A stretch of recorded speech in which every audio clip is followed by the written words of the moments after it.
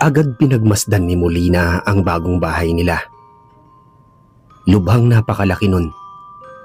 Ito ang bahay na matagal nang pinapangarap ng mga magulang niya. Masaya ang dalawa dahil sa wakas, nabili na rin ng mga ito ang dream house nito. Pero ito'y kabaliktaran sa kanya. Sa halip na matuwa, lalo lang siyang nanlumo dahil bukod sa napakalungkot tignan ng paligid, ay lubhang napakalayo rin nila sa mga tao. Ang gusto ng mga magulang niya ay makapamuhay sa tahimik na lugar. Pero sobra naman yata sa tahimik ito para sa isang batang katulad niya. Saan naman kaya siya makakahanap ng kalaro rito? Magkasabay nang lumabas ng sasakyan ng mga magulang niya. Siya naman parang ayaw pang bumaba sa kanyang pwesto. Hindi niya matanggap na wala na sila sa dating subdivision kung saan halos lahat ng bata ay kalaro niya. Kahit yata Sabado at Linggo, hindi na siya masasabik magising ng maaga dahil wala na rin naman siyang makakalaro sa labas. Hindi niya alam kung ano pa ang magiging buhay niya rito, gayong wala na sila sa masayang environment na nakasanayan niya. Sa pangatlong tawag sa kanya ng ina, doon pa lang siya lumabas ng sasakyan, dala ang kanyang mga gamit. Walang imik na sumabay siya sa mga ito hanggang sa marating nila ang loob ng bahay. Di hamak na mas malaki yon kumpara sa dating subdivision na tinitirahan nila. Kahit saan siya lumingon, napakaaliwalas sa paningin. Napakatahimik din. Sa sobrang tahimik, daig pa ang sementeryo. 8:00 na ng gabi pero abala pa rin sa pag-aayos ng mga gamit ang mga magulang niya. Kaya naman umakyat na lang si Molina sa kanyang silid para manood ng TV. Nilibang na lang niya ang sarili sa paboritong programa na inaabangan tuwing ganoong oras. Nang matapos ang isang programa, pinatay na rin agad niya ang TV. Nawala na siya ng ganang panuorin ng kasunod dahil wala na ang mga kalaro niya na dati niyang kasama sa panunood tuwing gabi. Pagod na pagod siya sa layo ng biyahe, kaya itinulog na lang niya yon. Ngunit hindi pa man nagtatagal sa pagkakaidlip, naalimpungatan agad siya ng ingay na nagmumula sa labas. Pagmulat niya, nakapatay na ang ilaw sa kwarto niya. Marahil ay pinatay na ito ng parents niya nang mapansing tulog na siya. Ang nagbibigay liwanag na lang sa paligid ay ang lampshade na nasa tabi niya. Napalingon siya sa wall clock na malapit sa pinto. 9:30 pa lamang ng gabi. Ibig sabihin ay mahigit 1 oras pa lang mula nang makatulog siya. Hindi niya napigilang bumangon para silipin ang kakaibang ingay na naririnig niya sa labas. Bago pa man siya makarating sa bintana ay bigla na siyang nakakita ng aninong dumaan sa bandang kisame nila. Base sa wangis ng aninong yon, tila napakalaking bulas ng nilalang ang lumilikha ng ingay na yon sa likod ng bahay nila. Umurong ang mga paa niya. Hindi niya alam kung tutuloy pa ba siya sa pagsilip.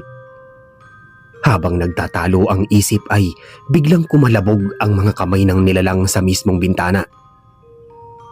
Sa sobrang takot ay napabalik siya sa kama at nagdalokbong ng kumot sa buong katawan. Nanginginig ang buong katawan niya habang nakikiramdam sa paligid. Patuloy pa rin sa paglikha ng ingay ang nilalang na yon. Nang tila mabigo itong makapasok sa bintana, bigla naman itong lumipat sa kabilang dako. Doon na rin unti-unting nawala ang ingay hanggang sa manumbalik ang katahimikan sa paligid. Sa mga oras na yun ay payapa na muli ang likod ng bahay nila. Pero natakot na siyang sumilip, kaya nanatili na lang siyang nakasiksik sa kama niya habang nakikiramdam pa rin sa paligid. Sa mga lumipas na araw, hindi pa rin nabura sa kanyang alaala ang nangyari ng gabing yon. Patuloy pa rin siyang ginugulo ng kakaibang aninong dumaan sa bintana. Lalo na ang maladambuhala nitong wangis na kahit hindi pa niya nakikita ay nagbibigay na ng kakaibang kilabot sa kanya. Akala niya lungkot lang ang magiging kalaban niya sa bagong bahay na ito. Pero hindi, kundi takot pala. Sa kitchen area na ginawa ni Molina ang mga homework niya. Nang matapos niya ito, gusto pa sana niyang magtagal sa baba at samahan ng magulang sa panunood ng TV. Ngunit pinaakyat din agad siya ng ina dahil may pasok pa siya bukas. Isa pa, 10:00 na rin ng gabing yon. Hindi na talaga siya pinapayagang manood o magpuyat sa ganitong mga oras, lalo na kung may pasok pa siya kinabukasan. Kaya kahit natatakot ay umakyat na lang siya sa kwarto para matulog. Pag-akyat doon ay hindi rin naman siya makatulog. Nakailang palit na siya ng pwesto sa paghiga, ngunit tila may pumipigil sa pagdalaw ng antok niya. Hanggang sa matunto ng atensyon niya sa tahol ng aso sa likod ng bahay nila. Hindi ito tumitigil. May iba sa pagtahol nito. Parang may takot o galit na hindi niya maipaliwanag. Ang totoo, kanina pa niya ito naririnig mula nang umakyat siya sa silid. Hindi niya ito pansin noong una dahil sa pag-aakalang naligaw na hayop lang sa kalsada. Pero ngayon, parang hindi na normal ang pagtahol nito. Tila may tinatahulan talaga ito sa mismong bahay nila. Kahit natatakot ay napilitan siyang bumangon para sumilip sa bintana. Ganoon na lamang ang gulat niya sa nakita. Isang mahabang buntot ang nakita niyang gumagalaw-galaw sa itaas ng malaking puno na nasa likod ng bahay nila. Nakatago ang kabuuan nito sa makakapal na mga dahon at sanga ng puno. Dagdag pa ang dilim sa bahagi ng kalsadang yon. Kitang-kita niya kung paano ito tahulan ng aso. Pinipilit nitong abutin yun ngunit tila may isip ang buntot at waring pinaglalaruan nito ang aso. May mga pagkakataong ibababa nito ang buntot at kung kailan sasagpangin na ito ng aso, doon naman ito biglang aangat muli at magwawagayway na lalong nagpapalakas sa tahol ng galit na aso. Tahimik lang na nagmasid si Molina sa kinaroroonan. Inabangan niya kung ano ang susunod na mangyayari. Hanggang sa bigla na lang gumalaw ang mga dahon sa puno. At ilang saglit pa, lumitaw ang isang malaking bulas na nilalang at umatungal sa aso. Saka nito sinakalang ligaw na hayop gamit ang buntot nito. Pagkatapos ay muli itong nagtago sa punong yon. Nanlaki ang mga mata niya kung paano magwala ang kawawang aso habang unti-unti itong dinadala ng buntot sa taas ng puno. Ang kaninang mabangis na pagtahol nito ay naging igik na rin na parang nahihirapan sa pagkakasakal dito. Sa labis na takot ay tinakpan niya ng kurtina ang bintana at nagbalik sa kama niya. Muli siyang nagbalot ng kumot sa buong katawan habang nanginginig ang mga labi at kamay. Higit pa sa inaakala niya ang dambuhalang nilalang na naengkwentro niya noong nakaraan. Isang nilalang na kahit sa imahinasyon ay hindi niya nanaising makita. Sabado, walang pasok si Molina, kaya naisipan niyang lumabas ng bahay. Hanggang bakuran nga lang siya dahil wala rin naman siyang makakalaro doon. Dala-dala niya ang mga laruan at isa-isang inayos sa pwesto nang may mahagip ang kanyang paningin. Parang nakita niyang gumalaw ang mga dahon sa puno Dahil umaga naman at malakas din ang tugtugan ng kanyang ama sa loob, hindi na siya natakot lumapit doon. Habang papalapit siya sa naturang puno, muling gumalaw ang mga dahon at may nahulog doon na gumulong sa kanyang paanan.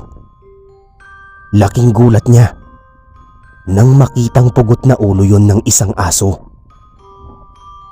Agad siyang nagtatakbo sa kanyang ama na abalang nagpapatugtog sa kitchen area habang nagbabantay sa mga cupcake na nasa oven. Nataranta naman ang ama sa labis na panginginig niya. Sinamahan siya nito sa likod ng bahay at itinuro ang ulo ng aso na nahulog mula sa puno. Pati ang tatay niya ay gulat na gulat din nang makita ito. "Sigurado ka ba? Dito mo nakitang bumagsak yan?" Paninigurado pa sa kanya ng ama habang nakaturo ang daliri sa puno. "Opo, dyan po talaga nahulog yan pa." Sagot naman niya rito. Agad binalot ng kanyang ama ang ulo ng aso sa isang sako. Saka isinama yun sa pagtapon sa basurahan. Pagkatapos ay binalikan nila ang naturang puno para imbestigahan. Ang ama niya ang umakyat dito para silipin kung ano ang mayroon doon. Habang nanonood lang siya sa isang tabi, napaatras si Molina nang biglang magwala ang kanyang ama. Nakita niya kung paano ito magpapadyak habang tila may buntot na nakapulupot sa liig nito. Ilang sandali pa, napasigaw na lang din siya nang mahulog ang katawan ng ama na wala na din itong ulo. Hindi na niya nilingon pa ang puno. Agad siyang kumaripas ng takbo palabas ng bahay. Sinubukan niyang magsisigaw ng saklolo, ngunit naalala niya, wala nga pala silang mga kapitbahay doon. Bumigay ang kanyang mga tuhod at napasandal sa harap ng gate. Doon lang siya humagulgol habang paulit-ulit na nangyayari sa kanyang utak ang pagkakapas lang sa kanyang ama. Gabi na nang maabutan siya ng ina na umiiyak sa gate. Agad siya nitong binuhat at niyakap. "Anak, anong nangyari? Bakit nandito ka? Bakit ang dilim sa loob? Nasaan ang tatay mo?" Wala na po si Papa." Humahagulgol niyang sagot. Gulat na gulat ang ina. Ano?" Napilitan na itong pumasok sa loob at inilapag ang mga pinamili sa isang sopa. Saka nito binuksan ang ilaw sa sala at kusina. Pagkarating nito sa likod ng bahay, pati ito ay nagsisigaw at bumigay ang mga tuhod nang makita ang walang buhay na asawa sa tabi ng puno. Wala sa loob na binitawan siya ng ina para lapitan ng kanyang ama. Agad naman siyang nagsisigaw habang nanginginig pa rin ang mga tuhod sa takot. "Ma, wag po kayong lalapit dyan. Please, Ma." Sinubukang sumilip ng babae sa taas ng puno. Hindi rin nagtagal, ang ina naman niya ang nagsisigaw sa takot matapos makita ang kinatatakutan niya roon. Sa takot ay natumba pa ang babae habang patuloy sa pag-atras. Sa pagkakataong yon, hindi na nakatiis ang halimaw at lumabas na ito ng lungga. Kitang-kita niya kung paano bumaba doon ang isang malaking bulas na unggoy. Isang unggoy na may mabalasik na anyo, malalaking mga kamay at paa, at isang napakahabang buntot na may sariling buhay. Naglulundag ito na parang unggoy habang umaatungal sa kanilang mag-ina. Dulot na rin ng adrenaline, nagawang makatayo agad ng babae saka siya binuhat papasok sa loob. Kinandado nito ang lahat ng pwedeng pasukan ng nilalang mula sa likod ng bahay. Saka sila kumaripas ng takbo patungo sa harap para doon lumabas. Ngunit bago pa man sila makalapit sa gate, bigla na lang lumundag sa kanilang harapan ng halimaw na unggoy. Parehong nadapa ang mag-ina at mabilis na nagyakapan.